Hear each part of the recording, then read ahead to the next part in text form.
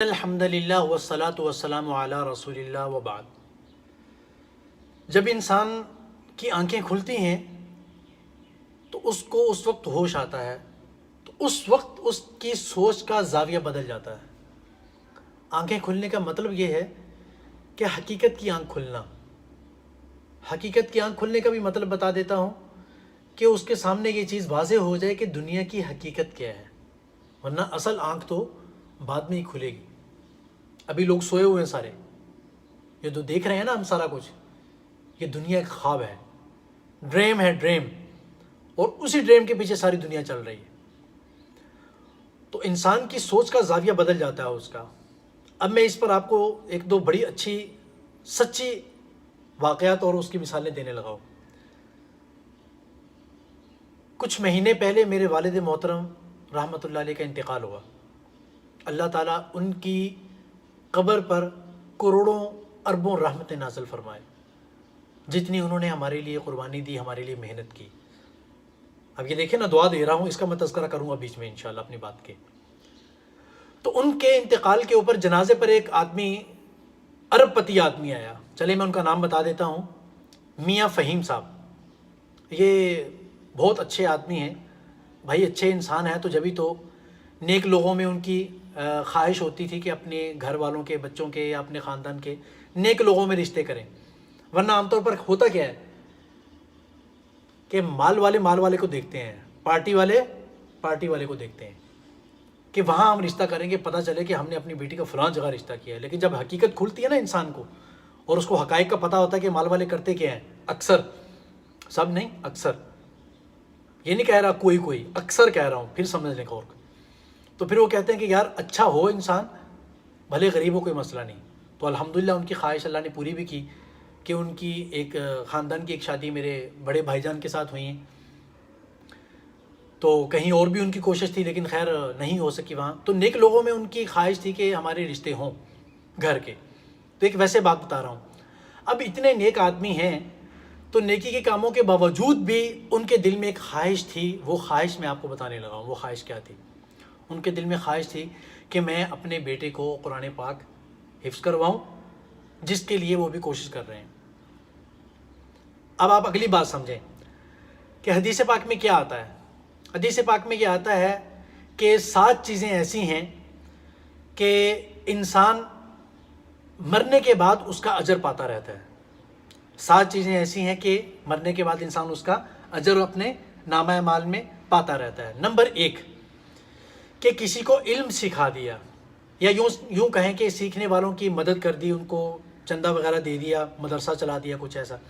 دوسرا کام یہ کہ کسی جگہ نہر جاری کروا دی، کہ نہر کھدوا دی اور اس میں پانی جاری کروا دیا، لوگوں کا اس میں فائدہ ہوا۔ اب یہ جو پہلا کام ہے کہ کسی کو علم سکھوا دیا یا علم سیکھنے والوں کی مدد کی، اللہ تعالیٰ نے اس کام کی توفیق بھی فہیم صاحب کو دے دی، کیا ماشاءاللہ اور کر رہے ہیں۔ دوسرا یہ کہ کسی جگہ کنواں کھدوا، تیسری بات کہ کنواں کھدوا دیا، جیسے عام طور پر آج کل کنواں تو نہیں ہے، آج کل یہ ہے کہ جگہ جگہ لوگوں نے پانی کا انتظام کیا ہوتا ہے، کہیں فلٹر لگا دیا، لوگ وہاں سے پانی حاصل کرتے ہیں، اپنے گھر کو لے جاتے ہیں۔ یہ کام بھی اللہ تعالیٰ نے ان سے کروایا، چنانچہ انہوں نے ایک مسجد بنوائی ہوئی، اس کے باہر پانی کا انتظام کیا، وہ وہاں سے لوگ لیتے ہیں پانی۔ پھر چوتھا کام یہ کہ کسی جگہ درخت لگوا دیا جس کے پھل سے یا اس کے سائے سے لوگ فائدہ حاصل کرتے ہوں، یہ کام بھی اللہ تعالیٰ نے ان سے کروایا۔ پانچواں کام یہ کہ کوئی مسجد بنوا دی، کوئی ہاسپٹل اس طرح کا بنوا دیا، کوئی خیر کا کام بڑا کر دیا، تو ان سے اللہ نے یہ کام بھی لے لیا، مسجد بھی انہوں نے بنوا دی۔ تو وہ جو میں نے فلٹر کی بات کی نا پانی کا، یہ اسی مسجد کے باہر لگا ہوا ہے، اور یہ مسجد وہی ہے جہاں میرے بڑے بھائی جان جو ہے وہاں پر امام مسجد ہے۔ اچھا، اب آگے چھٹا کام یہ ہے کہ قرآن پاک کو انہوں نے وراث بنایا۔ یہ وہ 7 کام بتا رہا ہوں جو حدیث پاک میں ہے کہ کسی انسان نے قرآن پاک کو میراث بنایا۔ میراث بنانے کا مطلب یہ ہے کہ یا تو کسی کو قرآن پاک لے کر دے دیا، یا پھر کسی کو لے کر دیا اور وہ اس کو پڑھ رہا ہے، یا کسی کو قرآن پاک پڑھوا دیا۔ اور 7ویں بات کیا ہے کہ اپنے پیچھے نیک اولاد چھوڑی۔ نیک اولاد کون سی؟ کہ اس کے مرنے کے بعد حدیث پاک میں الفاظ آتے ہیں یدعو لہ، کہ ایسی نیک اولاد چھوڑی جو اس کے لیے دعائے خیر کرتی ہے۔ اب آپ دیکھیں ان 7 کاموں میں ایک کام ایسا ہے جو نہر کھدوانے والا ہے، خدا جانے یہ بھی انہوں نے کہیں کیا ہوگا مجھے نہیں پتا، لیکن باقی 6 کام انہوں نے کر لیے. لیکن پھر بھی ارب پتی ہونے کے باوجود ان کے دل کی خواہش کیا ہے؟ وہ جب اس وقت بتا رہے تھے، میرے بھائی جان نے بتایا، میں تو نہیں تھا اس وقت وہاں پر، کہنے لگے کہ ان کی خواہش یہ تھی، ان کا کہنا یہ تھا کہ میری خواہش یہ ہے کہ میں مرنے سے پہلے اس مصلے پر اپنے حافظ بیٹے کے پیچھے اس کا قرآن سن لوں. یہ ہے حقیقت کی آنکھ کا کھل جانا، کہ کسی انسان کی آنکھ جب کھلتی ہے نا حقیقت کو دیکھنے کے لیے، تو پھر اس کی یہ خواہش ہوتی ہے کہ کاش میرے خاندان میں بھی ایک حافظ ہو، قرآن پڑھا ہوا بچہ ہو، اور میں اس کو قرآن سنوں. اور وہ کہتے تھے والد صاحب کے انتقال کے بعد، کہتے تھے کہ یار یہ آدمی ہے، یعنی میرے والد صاحب رحمۃ اللہ علیہ کہتے تھے یہ آدمی ہے جو اپنے لیے جنت بنا کے چلا گیا. نہیں سمجھے وہ بات؟ یار ارب پتی آدمی ہے، کروڑ پتی بھی نہیں، ارب پتی ماشاءاللہ سے، اللہ ان کو اور دے، نیکی کے کام بہت کرتے ہیں. تو میرے کہنے کا مقصد یہ ہے کہ مال پیسہ ہے، خود بھی مطلب اچھے آدمی ہیں اور اتنے سارے نیکی کے کام کیے ہوئے ہیں، پھر بھی ان کو حسرت کس پہ ہو رہی ہے؟ مال کے اوپر نہیں ہو رہی. مال کے بہانے تو بہت دیکھ لی، بہاریں دیکھ لی، کاریں دیکھ لی، بنگلے دیکھ لی، بہت کچھ دیکھ لیا، لیکن حقیقت ان کو یہ نظر آئی کہ یہ ہے اصل زندگی. جس وقت میرے والد صاحب کی میت پڑی ہوئی تھی تو وہ کہہ رہے تھے یار یہ آدمی جنت کما کے چلا گیا ہے، جس نے اپنے گھر کے اندر الحمدللہ میرے بھائیوں میں سے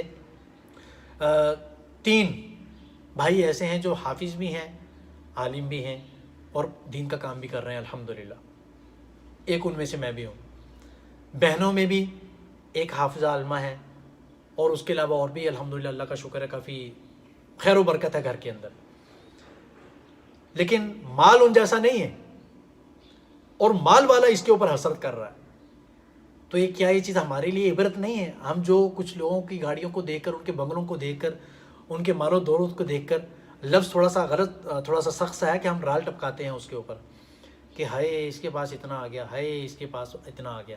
کو بھائی اگر تو اس کے پاس حرام کا ہے نا تو پھر تو خطرے میں پڑ گیا وہ. اور اگر آپ حافظ قرآن ہیں، قرآن پڑھے ہوئے ہیں، دین جانتے ہیں، اور یہ آپ یہ رائے رکھ رہے ہیں کہ وہ اس کے پاس کتنا ہے، تو آپ نے قرآن پاک کی توہین کی ہے. کہ اللہ نے آپ کو دنیا سے سب سے افضل ترین چیز دی تھی، اپنا کلام دیا تھا، اور آپ اس کے پیچھے ایک خواہش ظاہر کر رہے ہیں. لیکن اگر وہ حلال کمائی ہے، حلال کا پیسہ ہے، اور اس کے گھر کے حالات بھی اچھے ہیں، پھر بھی دیکھ لینا. ایک مثال میں نے ابھی آپ کو دے دی ہے میاں فہیم صاحب کی، کہ ان کی خواہش دیکھیں کیا ہے. آپ ان کا گھر جا کر دیکھیں گے نا ہمارے علاقے میں، آپ کو لگے گا کہ پاکستان نہیں ہے، کوئی انڈین کی بالی ووڈ یا ہالی ووڈ کی کوئی مووی دیکھ رہے ہیں. ایسے ماشاءاللہ ان کا بنگلہ بنا ہوا ہے، کیا گارڈ کھڑے ہیں، بڑا گیٹ، اور وہ پورا جو ایک سین ہوتا ہے نا وہ بنا ہوا ہے. لیکن ان کی دل کی آخری خواہش دیکھیں کیا ہے. اور میں دعا کرتا ہوں اللہ تعالیٰ ان کی اس خواہش کو پورا کرے. ابھی انہوں نے اپنے بیٹے کو قرآن پاک پڑھانے کے لیے لگایا ہوا ہے. تو میں آپ سے یہ کہنا چاہتا ہوں کہ اللہ کے لیے کچھ آپ سے اور بڑا خیر کا کام ہو نہ ہو، یہ ایک کام لازمی کیجئے گا کہ اپنی اولاد میں، بچوں میں یا بچیوں میں سے کسی ایک کو حافظ ضرور بنائیں. حافظ ضرور بنائیں. اللہ کی قسم کھا کر کہتا ہوں، آپ مر جائیں گے، دنیا سے چلے جائیں گے، حافظ بنائیں. وہ بنا ہوا دنیا میں قرآن پڑھے گا، آپ کی قبر کے اندر اللہ تعالیٰ رحمت نازل کریں گے. بات سمجھ میں آ رہی ہے میرے بھائی؟